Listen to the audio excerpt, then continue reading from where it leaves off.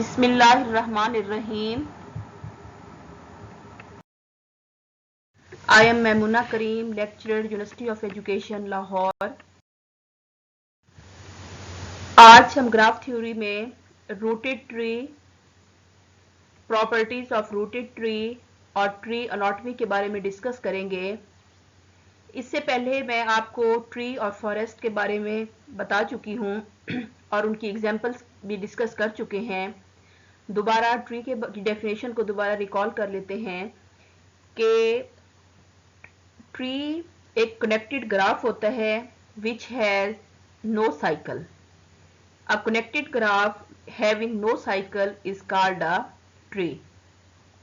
इसके बाद हमने इसकी एग्जांपल डिस्कस की थी कि कौन से ग्राफ ट्री होते हैं और कौन से ग्राफ ट्री नहीं होते। उसके लिए कुछ प्रॉपर्टीज थी, उन प्रॉपर्टीज को हमने डिस्कस किया था कि प्रॉपर्टीज में सबसे पहले तो ये था कि ट्री में जो है कोई साइकिल नहीं होना चाहिए और उसमें एजेस जो हैं वो n-1 एजेस होने चाहिए। n जो है वो नंबर ऑफ वर्टिसेस को शो कर रहा होता है और हमें एक से दूसरे वर्टेक्स के दरमियान एक यूनिक पाथ मिलना चाहिए। तो और इसकी कनेक्टेड होता है, ट्री कनेक्टेड ग्राफ होता है। आज नेक्स्ट हम रूटेड ट्री के बारे में पढ़ते हैं। A rooted tree is a tree in which one vertex has been designated as the root and every edge is directed away from the root। अब मैंने आपको देखिए जो डायग्राम में स्टार्ट में आप लोगों को नेचर व्यू ऑफ ट्री के बारे में बताया था और उसके बाद कंप्यूटर व्यू ऑफ ट्री के बारे में। तो उसमें कंप्यूटर व्यू में आप देखें कि सबसे ऊपर वाला जो नोड होता है वो रूट कहलाता है। अब rooted tree is a tree in which one vertex has been designated as the root. कि सबसे जो ऊपर वाला होता है उसके बाद आगे भी रूट्स होती हैं बट लेकिन जो सबसे पहला होगा वो उसको रूट कहा जाता है और उससे जो एज जो होते हैं वो away from the root, root से उसके बाद एज निकलते आते हैं और उसके बाद फर्दर उसके आगे मजीद चिल्ड्रन और उसके हम पढ़ते हैं कि कौन कौन से रूट्स के आगे क्या चीजें होती हैं। तो रूट जो होता है इनमें जो वर्टेक्स होता है उसको one vertex has been designated as a root. Different choice of root produce different rooted tree. अब आगे डिफरेंट रूटेड ट्रीज बनते जाते हैं और ये हमारे चॉइस पे होता है कि हम किसको रूट कंसीडर करें और रूट से आगे जो है मजीद उससे आगे किस तरीके से उसकी आगे फॉर्मेशन होती है। अब आप ये देखें कि एग्जांपल ऑफ रूटेड ट्रीज, यहाँ से आपको क्लियर समझ आ जाएगा कि ये एक ट्री है और इसमें जो रूट है वो आपके पास सी कहलाएगा, सी इसकी रूट कहलाएगी। ठीक है, क्लियर हुआ कि फर्स्ट जो नोड होता है, first node in a tree is called a root. ये फर्स्ट नोड नहीं होगा, जो सबसे पहला नोड जो है वो इसका ट्री का वो रूट कहलाएगा। अब सेकंड एग्जांपल में देखें कि इस ट्री में जो नोड है रूट है वो क्या होगी, ए होगी। और नेक्स्ट में देखें a tree with a root C. फिर हमने कहा था इसमें से आगे जो एजेस हैं वो एजेस इसके साथ अटैच होते हैं, फिर आगे फिर वर्टेक्स नोड दोबारा इनका कॉम्बिनेशन स्टार्ट हो जाता है। तो एक्चुअली जो रूट होती है the first node in a tree is called a root. अब आप देखेंगे कि यहाँ पे नोड का जिक्र भी करते हैं। तो नोड क्या होता है, डेटा आइटम्स और each data item in a tree. कि ये आगे आपके पास ये एक रूट है, ये आपके पास डेटा आइटम्स हैं। तो ये जो आगे जो डेटा आइटम्स होते हैं इनको नोड कहा जाता है। इस एग्जांपल में देखें ये आपके पास रूट है, ये आपके पास डेटा आइटम्स हैं। ये डेटा आइटम्स जो होते हैं वो क्या कहलाते हैं, नोड कहलाते हैं। ठीक है, इस एग्जांपल में भी आपको क्लियर हो जाएगा। ये आपके पास रूट है, ये आपके पास डेटा आइटम्स हैं।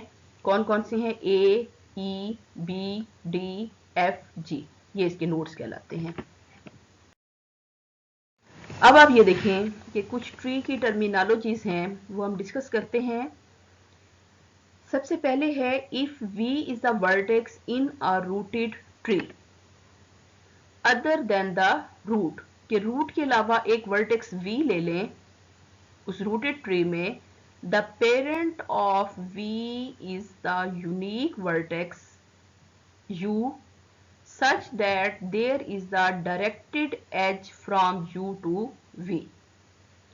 पहले इसकी टर्मिनोलॉजी को समझने की कोशिश करें कि अगर हम वर्टेक्स लेते हैं एक रूटेड ट्री में V, उस रूट के अलावा कोई वर्टेक्स हम ले लेते हैं, V ले लेते हैं, तो पेरेंट ऑफ V, उस वर्टेक्स V का जो पेरेंट होगा वो एक यूनिक वर्टेक्स क्या होगा, U होगा, such that there is a directed edge from U to V। और उसके दरमियान क्या होगा कि एज होगा U और V के दरमियान। ठीक है, कि अगर हम एक वर्टेक्स V ले लेते हैं रूट के अलावा, तो हम V को क्या कहेंगे कि पेरेंट, V का पेरेंट क्या होगा, वो वर्टेक्स जो उसका उससे पहले होगा U वर्टेक्स, वो उसका पेरेंट कहलाएगा, और वो आपस में एक एज के जरिए आपस में कनेक्ट होंगे। Where U is the parent of V, वो V जो है वो आपका, U जो है वो V का पेरेंट कहलाएगा, और V क्या कहलाएगा, चाइल्ड ऑफ U। कि आप देखें ना, यहाँ पे अगर एक वर्टेक्स हो हमारे पास, वो है U, उससे नीचे जो है हमारे पास एक वर्टेक्स क्या होगा, V, तो हम V को कहेंगे चाइल्ड है, और जो ऊपर वर्टेक्स U लिया है वो उसका पेरेंट होगा। Vertices with the same parents are called siblings, के एक से ज्यादा वर्टेक्स जिनका पेरेंट सेम हो उनको क्या कहते हैं, सिबलिंग्स। इसमें आपका ब्रदर आ जाता है, सिस्टर आ जाए, कोई कजन वगैरह जो भी ले ले, वो सारे सिबलिंग में काउंट होंगे। A vertex of a tree is called a leaf if it has no children. अगर एंड वाला जो वर्टेक्स है उससे आगे मजीद कोई चिल्ड्रन नहीं है, तो उस वर्टेक्स को हम क्या कहेंगे, वो लीफ कहलाएगा। ठीक है, क्लियर हो गया। इसमें एक्चुअली जो है ट्री की टर्मिनोलॉजी में आपको बताया गया है कि पेरेंट वर्टेक्स कौन सा होता है, चाइल्ड वर्टेक्स कौन सा होता है, सिबलिंग्स क्या होते हैं, और लीफ क्या होता है। पेरेंट्स जो होता है, जो सबसे पहला वर्टेक्स होगा वो पेरेंट होगा, उसके बाद चाइल्ड वर्टेक्स होगा, अगर एक से ज्यादा चाइल्ड हो जाते हैं तो वो सिबलिंग कहलाते हैं, अगर चाइल्ड से आगे मजीद कोई वर्टेक्स नहीं है, लास्ट वाला वर्टेक्स होगा वो उसका लीफ कहलाएगा। Vertices that have children are called internal vertex। अब आप ये होते हैं कि internal vertex कौन से होते हैं। internal vertex वो vertex होते हैं कि जो जो children होते हैं वो क्या कहलाते हैं, internal vertex कहलाते हैं। Vertices that have children are called internal vertices। उन vertex को हम क्या कहते हैं, internal vertex कहलाते हैं। The descendant of a vertex V are those vertex that have V as an ancestor। कि जो सब पहला जो होगा वो ancestor होगा, और ancestor से क्या निकलेंगे, descendant vertex निकलेंगे। ठीक है, ये मैं आप मजीद आगे डायग्राम से समझाऊंगी तो मजीद आप लोगों को बहुत अच्छे तरीके से ये क्लियर हो जाएगा कि descendant और ancestor क्या होता है, internal vertex क्या होती है, लीफ क्या होता है, sibling क्या होता है, parent और child का रिलेशन क्या है। Properties of rooted tree. अब सबसे पहले देखें डायग्राम, एग्जांपल आपके सामने है, इसमें हम सबसे पहले देखते हैं कि पेरेंट वर्टेक्स क्या होता है। A vertex other than root is a parent if it has one or more children. के रूट के बाद जो हमारा वर्टेक्स अगर हम कोई लेते हैं जिसमें एक से ज्यादा चिल्ड्रन हों, तो उस वर्टेक्स को पेरेंट वर्टेक्स कहते हैं। अब आप देखें, the parent of C is B, ये आपके पास सी का पेरेंट क्या होगा, बी होगा। ठीक है, क्लियर हुआ, सी का पेरेंट क्या होगा, बी होगा। अब चिल्ड्रन देखते हैं क्या है, if A is a vertex with successor B and C, then B and C are the children of A. The children of A is B, F and G। अब आप देखिए कौन कौन से हैं। A के, अगर आपके पास A पेरेंट है तो A के चिल्ड्रन कौन कौन से होंगे, B होगा, F होगा और G होगा। ये आपके पास अगर पेरेंट इसको काउंट किया जाए तो ये पेरेंट अगर होगा तो ये इसके चिल्ड्रन कौन कौन से होंगे, B होंगे, F होंगे और G होंगे। अगर जी को हम पेरेंट कंसीडर करते हैं तो इसके चिल्ड्रन कौन से होंगे, एच होंगे, एफ एंड जे। ठीक है, अगर सी को हम पेरेंट लेते हैं तो सी के चिल्ड्रन कौन से होंगे, डी होगा और ई होगा। ठीक है, क्लियर हुआ। अब सिबलिंग देखते हैं कि सिबलिंग क्या होते हैं। Children with the same parent vertex, कि जिनका पेरेंट सेम हो उन चिल्ड्रन को क्या कहते हैं, सिबलिंग्स कहेंगे। अब आप देखें, H I and J are sibling. अब देखें, अगर ये हमारे पास है पेरेंट जी, तो ये इसके सिबलिंग कौन से होंगे, एच आई एंड जे इसके सिबलिंग होंगे।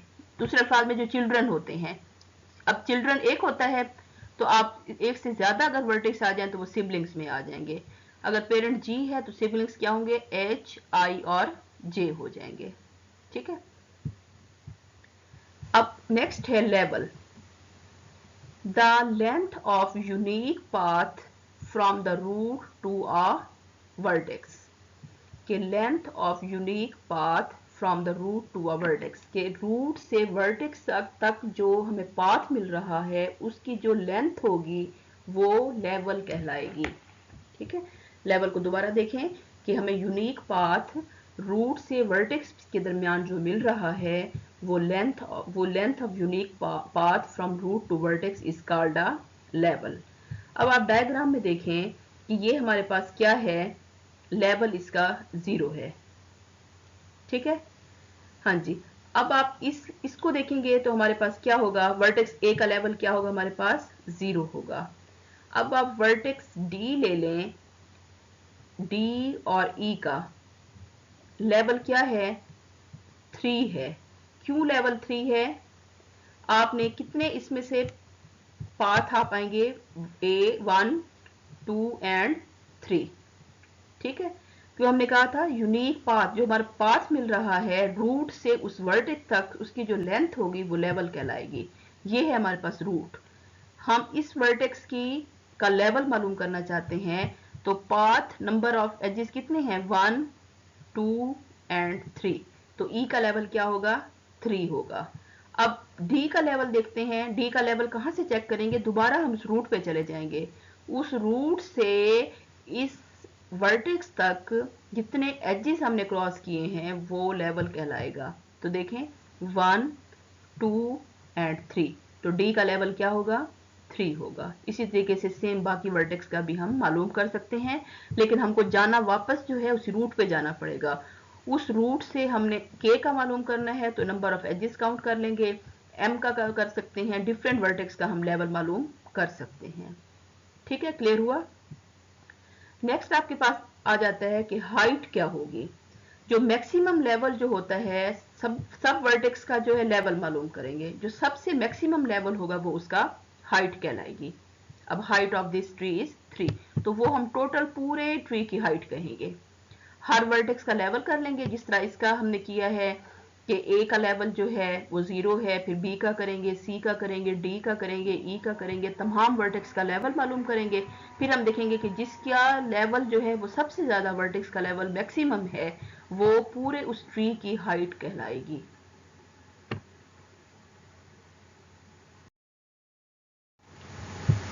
नेक्स्ट देखें कि ancestor of vertex, descendant of vertex, leaf का मैं बता चुकी हूँ, इंटरनल वर्टेक्स क्या होते हैं, इसको विद एग्जांपल जो है वो हम इसको समझने की कोशिश करते हैं। एंसेस्टर ऑफ वर्टेक्स क्या होता है, the vertex in the path from the root to this vertex excluding this vertex, के उस वर्टेक्स को छोड़कर जो हमारे पास रूट है उसको छोड़कर जो बाकी वर्टेक्स होंगे वो एंसेस्टर ऑफ दिस वर्टेक्स कहलाएंगे। अब हम कहते हैं कि एंसेस्टर ऑफ ई, ये हमारे पास एक वर्टेक्स है ई, इसके एंसेस्टर कौन से होंगे, सी होगा, बी होगा और ए होगा। ठीक है, अगर हम कहते हैं डी का एंसेस्टर मालूम करें, डी का क्या होगा, सी बी एंड ए, मतलब जिसका हमने करना है एंसेस्टर मालूम, उस वर्टेक्स को छोड़ के बाकी जो भी वर्टेक्स जो हैं वो रूट की तरफ जा रहे हैं वो एंसेस्टर कहलाते हैं। The vertices in the path from the root to this vertex excluding this vertex, जिसका हम मालूम कर रहे हैं उसको छोड़ के, डी का मालूम कर रहे हैं तो डी को छोड़ के बाकी जो भी वर्टेक्स ए की तरफ जा रहे हैं वो एंसेस्टर होंगे। क्या होंगे? C B E. अच्छा, डिसेंडेड क्या होंगे? Descendant vertices that have V as ancestor, कि वो वर्टेक्स जो जिसमें एंसेस्टर सारे आ जाएं वो डिसेंडेड कहलाएंगे। अब देखें descendant of B, descendant of B क्या होंगे? डिसेंडेंट ऑफ बी कौन सी होंगे? सी होगा, डी होगा और ई होगा। एंसेस्टर में आप रूट की तरफ जाएंगे और जो डिसेंडेंट होता है उसमें आप नीचे की तरफ जो जिसका मालूम करना चाह रहे हैं उसको छोड़ के उसके जो नीचे वाले होंगे वो डिसेंडेंट कहलाएंगे। ठीक है, क्लियर हो गया कि असेंडेंट और डिसेंडेंट में क्या फर्क है? दोबारा आप लोग एक दफा देख लीजिएगा कि एंसेस्टर में क्या करेंगे कि उस वर्टेक्स जिसका मालूम करना चाह रहे हैं उसको छोड़ के रूट की तरफ जाएंगे वो एंसेस्टर कहलाएंगे। और अगर असेंडेंट में क्या, डिसेंडेंट में क्या होते हैं कि जो जिस वर्टेक्स का डिसेंडेंट मालूम करना है उस वर्टेक्स को छोड़ के बाकी जो वर्टेक्स होंगे वो उसके डिसेंडेंट होंगे। ठीक है, अब हमने पढ़ा था लीफ क्या होता है, कि ऐसा वर्टेक्स जिसके कोई चिल्ड्रन ना हो वो लीफ कहलाता है। डी इसमें लीफ है, ई लीफ है, के लीफ है, उसके बाद जे लीफ है, एम भी लीफ है और एफ भी लीफ है। ठीक है, आई भी लीफ है। वो इस वजह से इसके आगे फर्दर जो है कोई इसका लिंक नहीं है, कोई एज कोई नोड नहीं है। ठीक है, कोई एज और कोई नोड जिसका ना हो, आगे उसके कोई चिल्ड्रन ना हो तो वो लीफ कहलाता है। अब इंटरनल वर्टिसेस देखें, vertices that have children are called internal vertices. The internal vertices are कौन कौन से हैं? जिनके आगे क्या हूं? चिल्ड्रन हूं। अब देखिए ए का चिल्ड्रन है तो ए को इंटरनल वर्टेक्स कहते हैं, बी के भी आगे चिल्ड्रन है, बी को भी कहेंगे, सी को भी कहेंगे इंटरनल, डी और ई को नहीं कहेंगे क्योंकि इनके आगे चिल्ड्रन नहीं है तो ये इंटरनल वर्टेक्स नहीं है। एफ को भी हम इंटरनल नहीं कहेंगे क्योंकि इसके चिल्ड्रन नहीं हैं। ठीक है, और उसके बाद जी को कहेंगे क्योंकि इसके आगे चिल्ड्रन कौन से हैं? एच, आई और जे। ठीक, जे को भी हम कहेंगे क्योंकि इसके चिल्ड्रन क्या हैं? एल और एम। जिनके आगे चिल्ड्रन आगे मजीद हों तो वो इंटरनल वर्टिसेस कहलाते हैं।